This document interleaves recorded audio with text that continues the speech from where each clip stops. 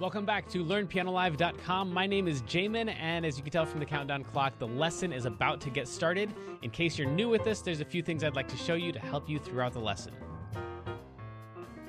Over the last several weeks, we've been focused on specific topics, and so there have been other questions that came up, whether they were in your emails or surveys or even in the live chat, that just didn't quite really fit into what we were talking about in that lesson, but I felt like everyone would benefit from the answers. So today's our chance. We're going to clear house. We're going to get to all of the questions that you've had that just didn't quite really have a home anywhere else. So we'll tick through as many of those as possible. If you got additional questions, throw them in the live chat. We'll try to get through all of the stuff that we can today before we're back on track with a focused topic in the next lesson.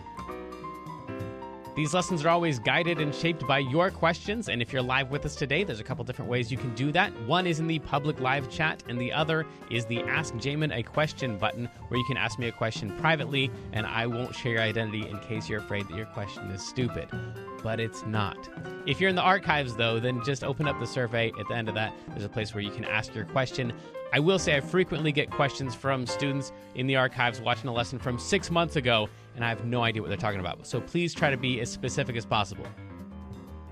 If you're watching this at LearnPianoLive.com, there should be a PDF and an MP3 button right next to this video. The PDF will often have additional video links inside, so you can get more in-depth instruction on each of the topics. And if you're the kind of person who likes to print out the PDF so you can make the same notes on your physical version as I'm making during the lesson, now would be the time to do that. The MP3 is just a play-along track so you can practice more after the lesson.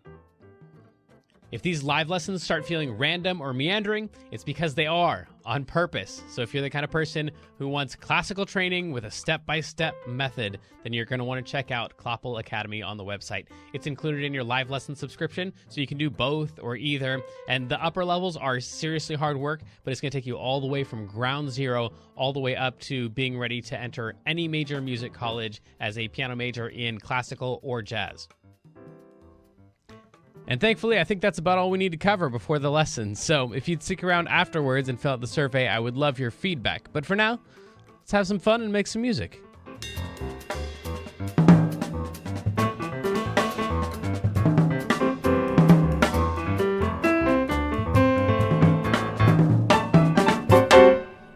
Welcome back, everybody, to LearnPianoLive.com. My name is Jamin, and this is the chat moderator, the incomparable Kendra. Guess what? I actually don't have anything interesting to say, but we're having a Q&A today. Okay. Yay. Oh, okay. It's just the intro right into the lesson. Nice. Well, we do have some stuff to get to before. If you want to throw up the tablet. Our first multiple questions have to do with the circle of fifths. So I think in the, you can go like far tablet or something. There we go. That was kind of creepy.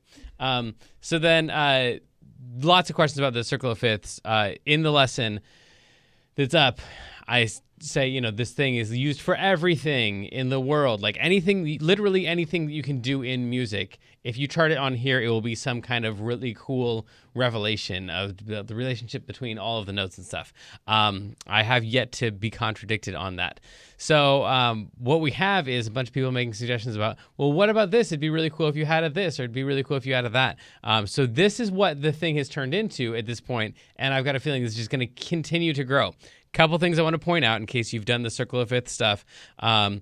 Some of the relative minors were enharmonically correct, but were a little bit confusing. So the relative minor to E major is C sharp or D flat, and in some cases it got listed as a D flat in the handout before it was listed as a D flat minor, which is technically correct, but the flat sign was really small, so some people were thinking that it was a D minor that was relative to E, and that's just dead wrong. So anyway, several of those are fixed, and I've tried to make all the flat signs a lot more obvious, and then we've got added in a whole ton of stuff. So we've got several students who are in bands, and they play on instruments that, so we play an E-flat alto saxophone, for example, like James will be playing later on tonight.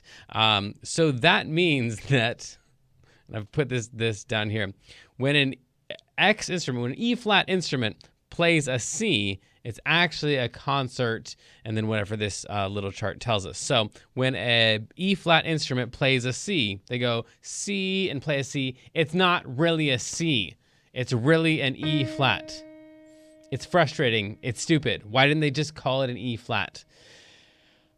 Lots of stupid reasons. But so each, especially the brass instruments, the brasses and the woodwinds, when they play a note and they name a note, it's not the name that everybody else in the world has for it. Strings, violins, cellos, all those guys, those are all concert instruments, which means they agree with the piano. When they play a C, it actually comes out as C. But if you've watched me in the jam sessions, you've seen this before with any of the band instruments that come through, and I'll be like, well, we're going to be in the key of F, and they're like, but what's that for me? And then you might be thinking, well, it's the key of F. He just said it's not the key of F for them. It's different for each instrument. So it's really super confusing to try to transpose for different instruments, because it's an E-flat instrument, which you always mix this up.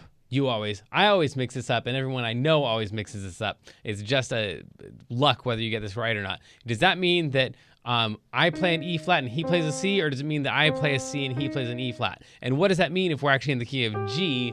Then do I go up or do I go down? It's really confusing. It's the same problem that guitarists have with capos, which is why now we've got a capo circle up here as well. So a capo kind of does the same thing on guitar.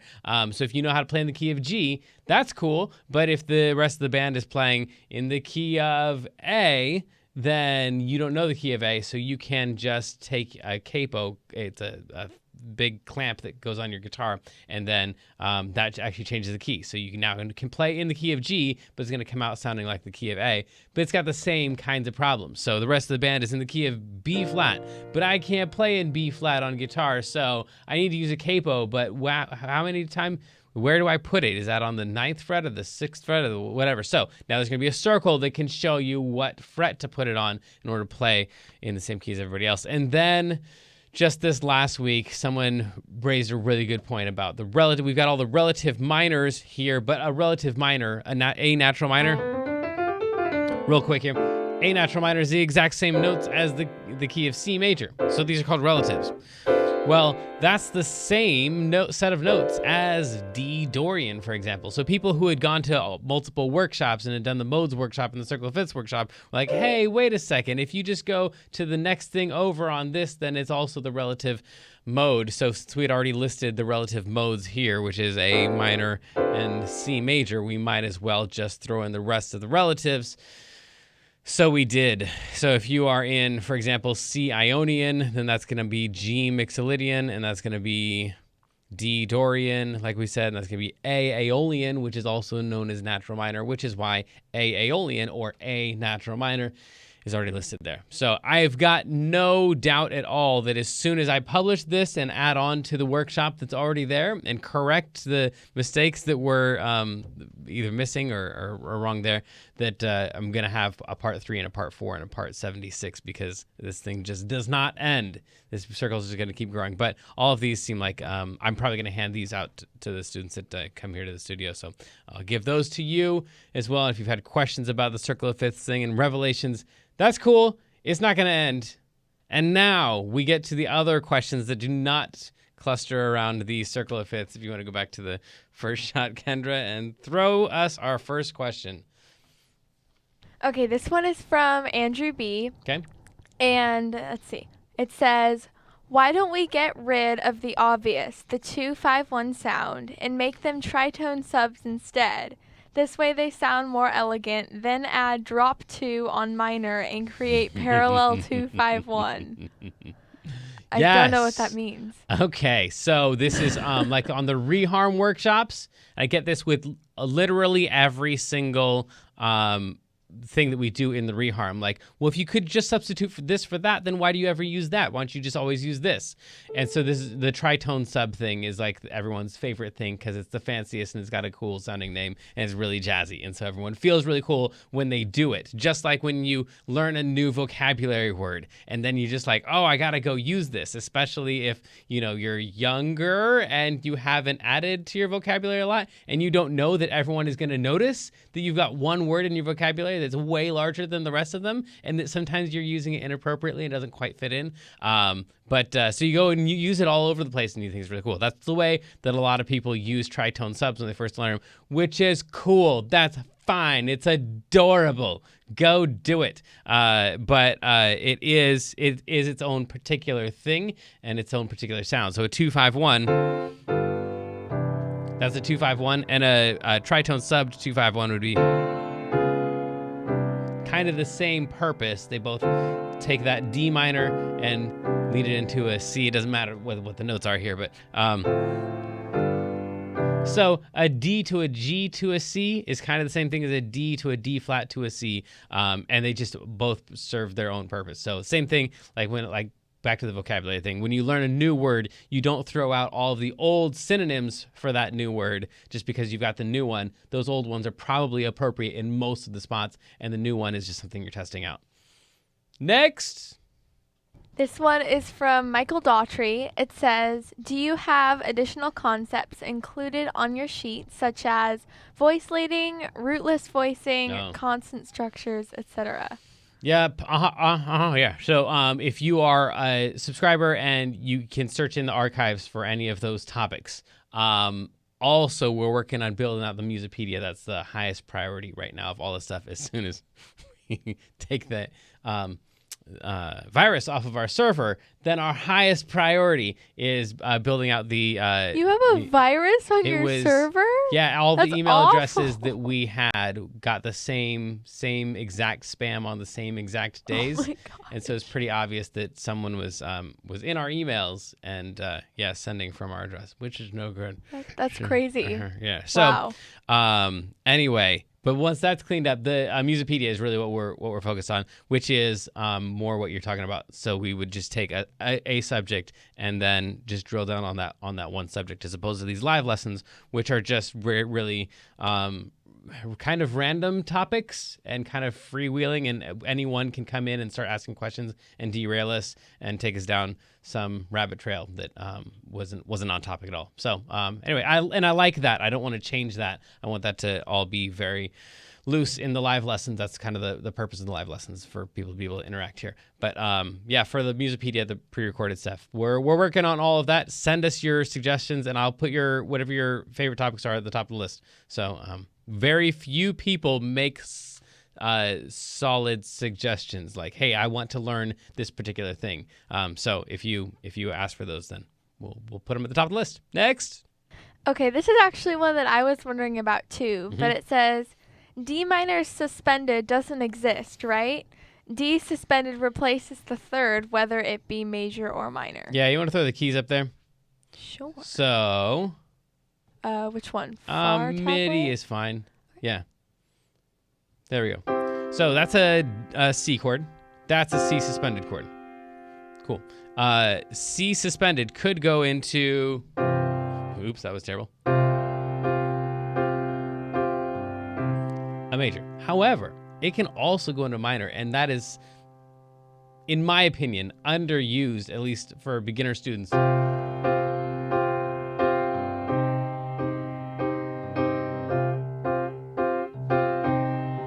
That probably sounds like a thing to you because it's so underused that you only know a couple songs that have that. So suspend more minor chords, but you're right. This is a C suspended. It does not tell us necessarily whether we're going to a major chord or whether we're going to a minor chord.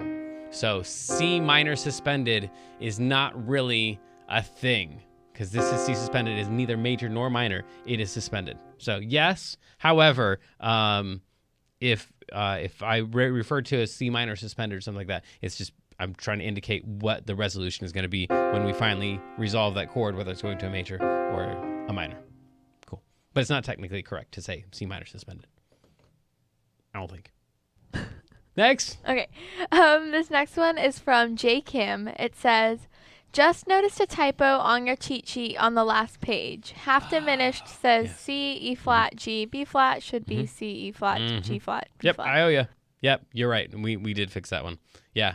If you find a typo in any of our stuff, please let me know. It's not pestering at all. It's not annoying. I appreciate it very much. Next.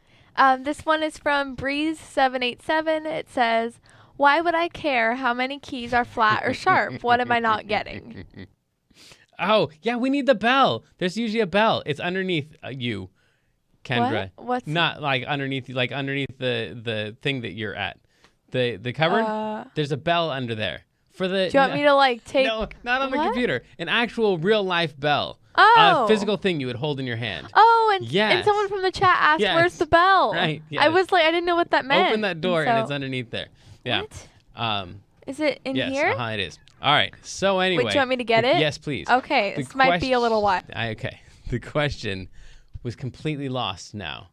What was it? Why would I care how many Ow. keys are flat or sharp? Yes. What am I not Okay. So getting? this kind of has to do with circle of fifths, too. And if you ever run into a lesson like that where it's like I'm going through something and you're just like, well, I don't have any use for this at all. Thank you. I don't have a use for this at all. Why would I care? Then you don't care, and that's perfectly fine. That's reasonable, and you don't have to care about any particular topic. Probably, I'll let you know if you do.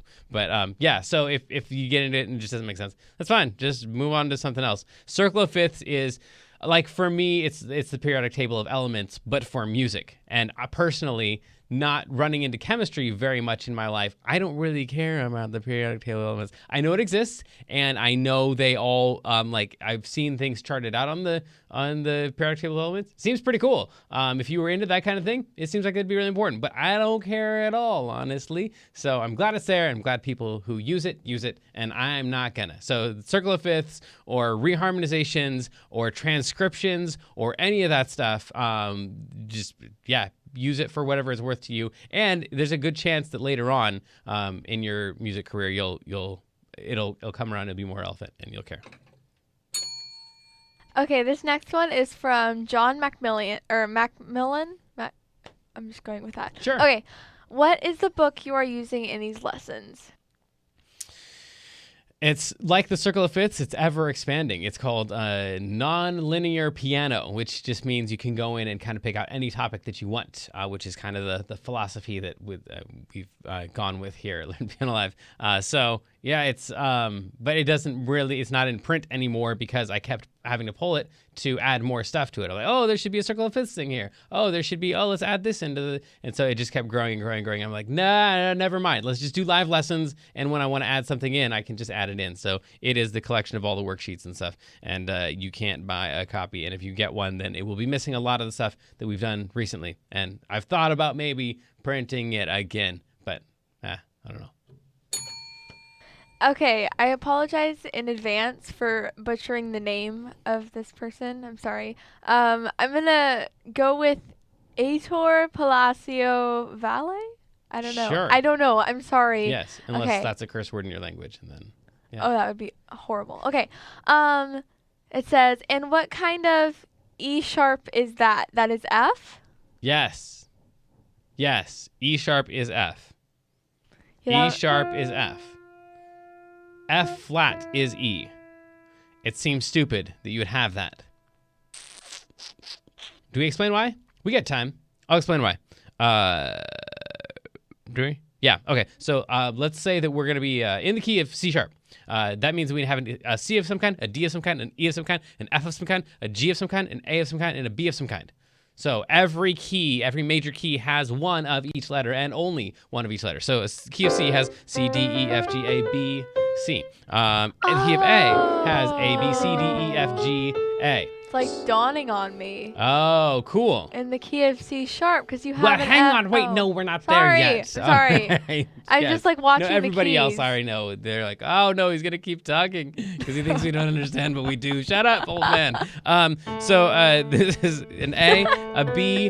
This is the right note because it sounds right? And because it follows the pattern of root, whole, half, whole, half, or whatever you want to. That's the major scale. Do, re, mi, fa, sol, la, ti, do. Has to be those notes. And we have to name them an A of some kind, a B of some kind, a C of some kind. So this can't be a D flat. This has to be a C sharp because the one right before it was a B. A, B, C. So that has to be called a C sharp. We don't have a choice in the matter. All right. So now, Kendra, go ahead. We're in the key of C sharp. So if you're in the key of C sharp, there's like no E, I'll go down here. right? Because there's a C sharp for C. So that's a C. A we have D to call this sharp. one a D. We can't call it an E flat. There's no E, There's so no would it E. have to be That's F? the next note. No, it has to be an E. C, D, right, that's what I'm F, saying. G, That's A, what I B, C. meant. Right, yeah. And then there'd be F sharp. Right, so we have it both an F and an F sharp, so we can't have two Fs, and we need to have an E of some kind. So C sharp, D sharp, E sharp, That's F sharp, crazy. G sharp, A sharp, B sharp, C sharp. Wait, what if you just called them all flats? What would happen? Yes, that you would do that. And that goes back to the circle of fifths, but everything does, so I'm not going to take us back there right now. But yeah, you can call this D flat, E flat, F, G flat, A flat, B flat, C, and D flat. That and makes now a lot the more world sense. makes so much more sense now. Yes, so that's why everyone plays in the key of D flat and no one plays in the key of C sharp, even though they're the exact same thing. That's not true for me. I like the key of C sharp, but whatever. What's the difference? Key of D flat has 5 flats in it. Key of C sharp has 7 sharps in it. So What? you'd rather play yeah. with 5 flats. 1, 2, 3, 4, 5. 5 flats in it than the key of 7 sharps. However, there is a key right here. Then this is the one that gets called both things. This is both the key of F sharp and G flat equally. They're both stupid. If we call it the key of F sharp, let's go through that. That's an F sharp. That's a G sharp. That's an A sharp. That's a B. That's a C sharp. That's a D sharp. That's a stupid E sharp again. And then we're back to F sharp. So we go, I don't want to call this one an E sharp. That's dumb. I'm going to instead call this whole thing the key of G flat. G flat, A flat, B flat, aw crud, C flat. So the key of F sharp has a stupid E sharp in it, and the key of G flat has a stupid C flat in it, and there's no way around it. So you end up calling these things weird names when you follow the rules of, but just throw out all the letters. Then everything's cool again. Just play in the key of whatever that is. It sounds right, and we don't have to name everything in order to play it. You know, I know that it's incorrect, but I just call them all by their most convenient names. I know. That works. That works. I write, like the chords on my paper or whatever, and I'll have C sharp right next to G flat or whatever. Yes. Mm-hmm. Yeah. Mm-hmm. It's probably not the best. Whatever. And you looked at my sheet music one time and you're like, by the way. This doesn't make sense to me. Yeah, because when in those situations, the weird spellings make a lot more sense. But whatever. Okay, next. Okay, the next one is from It's Crazy. It says, awesome video. How can I learn all of this stuff, advanced music theory, by myself? I wish I could reharmonize myself in the future. Oh, yeah, okay. So this is why I suck as a businessman. You don't need to pay for lessons because there's so much free stuff out there. So yeah, don't tell people not to pay. Well, I want you to. My kids want you to. There's just so much free stuff out there. Even of my stuff, there's free stuff. What you're paying for at Learn Piano Live is just like the interaction with me, because you email me, you can text me, whatever. You got all my contact info, and we send videos back and forth and stuff. So it's kind of more like having a private teacher. And then there's content behind the paywall. But honestly, I don't have anything. Yeah, this is a terrible sentence. I shouldn't say this. This is really dumb. But there's nothing behind my paywall or anybody else's paywall that you can't get for free somewhere else. And in some cases, get much better for free somewhere else. So you don't need to pay for stuff. It's all over the place. So if you feel motivated and you know what to work on, don't pay anybody. Don't pay me. Just go practice. That's really what's going to make you better. Unless you need motivation to practice. And then you're going to end up paying somebody. That's why there are physical trainers, even though we all know how to run and eat less. All right, next. The next one is from Cam Simmons. It says, if you added the chords to the colored notes and lyrics page, it would make a simplified lead sheet. Yeah, right. Yes, I've had a couple suggestions on these, especially recently, and with the covers that we do of these songs. We're doing another one next week, which is Don't You Worry About a Thing, Stevie Wonder. It's going to be great, I think. I hope. It's a crazy song, and all of Stevie Wonder stuff is insane to transcribe. And so, yeah, how exactly we go about formatting all that stuff. Lead sheet means something different to different people. For some people, it means lyrics with chords on top. For some people, it means a single line of melody with chords on top. For some people, it just means the like what we do with the lyrics and then the chords on top, but with the measure marking and stuff. So everyone's got different terminology for all this, and everyone has different expectations based on where they've come from and what they've seen in the past. And so to them, a proper lead sheet means I don't know what. So I'm trying to make everybody happy with all of that stuff, but also give everybody something that's practical and show you what else is going to be out there in the wild when you go to play at a gig and they don't come up with a proper lead sheet for you, how you can get around with all that stuff. So yeah, it's kind of changing, and I expect it to continue to change a little bit. But if there's a song that you want to do and you don't feel like you have the resources for it, then definitely let me know, and I'll get you that, whatever you need. Oh, that was it. Oh, whew. Who's Scooter from the Muppets? I don't know. I was actually just about to mention that. Oh, yeah. I don't know who that is. Should I look it up and then maybe show the camera? I'm afraid. Last time, phone? what was it? Someone accused me of being. Who was it that I was? Accused you? I don't know. It was probably Sarah Pickles again. Anyway, Sarah Pickles, you know I love you. Yeah. Okay. Yeah, Scooter from the Muppets. Loading. Ah, that's hilarious. Wait, hang on. Scooter. Hang on, Muppets. I got it right here. I just need to make it bigger. Oh, I need some glasses and orange hair. Is it I feel like I've seen him before. It's hilarious. Okay, I guess that's me. I see the resemblance. Really? Okay. I don't know. He seems like a pretty jolly guy. I'll go with that. All right. Anyway, well, that's all the questions then that we have. Yep. Oh, that's right. Oh, of course. And again, Kendra. Yes, Kendra's behind the paywall. What? Kendra's everywhere. What's a actually. paywall? Oh, it's where you have to pay, and you can't have access to the most of the live lessons unless you're paying. Cool. So yeah. I'm on the other side. Yeah. Ooh. Show me another site that has Kendra. Except for Kendra's site. Okay. Oh, I'm hoping to get a website soon. I'm really? working on it. Yeah. Oh, don't. My friend Nino and I are working on it. Oh, really? Yeah, I'm very excited. Good luck with that. It's happening. Thank you. You and Nino? Nino. Nino. Nino. You did something with Nino. Yeah, he also recorded my first official music video, which is hopefully coming out soon. Floating. Floating. Hey, I knew the name of one of your songs. Well, since you played piano for it, Did I? Yeah, it was a long time ago. How does it go? Wait, it's E minor G C, or no, E minor G D. Sorry, no, wait. Okay. Anyway, I don't know. I'll listen to your music video and learn how to play. I think it's D. Cool. All right. Know. If you got more questions, you don't have to wait till the AMAs to get answers to your questions. You can always send those along. And especially if you're a paying subscriber, then I'll get to those as soon as possible. This last week was a little bit delayed because of our stupid server issue and the fact that I went back to school this week. So what? This is my first week of my first online class. Wait, for what? Because I'm getting my teaching credential to be official or whatever. Okay. Yeah. That's cool. Wait, but you didn't need that before?